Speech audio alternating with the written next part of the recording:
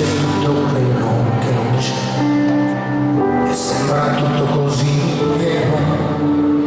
Io che non sono mai sicuro di niente, che credo ancora al fuoco degli sbagli, ho il cuore a pezzi quando penso che volano negli attimi di questi anni.